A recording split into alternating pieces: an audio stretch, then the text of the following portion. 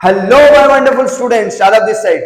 So students, in this video we will talk about odd sound. तो odd sound और इससे related कुछ words अपन बनाकर देखेंगे। जो है पहला वर्ड मैं आपको बता रहा हूं वो है गॉड। कैसे प्रोनाउंस होगा? God, God. Next one is d ot, dot, d ot, dot. Another one is l ot, lot, l ot, lot. P ot, pot, h ot, hot, c ot, cot. तो हमने बनाया God, dot, lot, pot, hot, cot. अब इससे related आप books में find out करें और उन वर्ड्स को एनसर्कल करें और उनकी प्रैक्टिस करें। तो इस साउंड्स को हम ऐसे प्रोनाउंस करेंगे और इससे रिलेटेड ऐसे वर्ड्स बनाएंगे like odd sound, god, dot, lot, pot, hot, cot.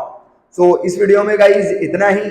Until then, keep learning and keep sharing and keep exploring yourself, and don't forget to subscribe my channel. Thanks for watching.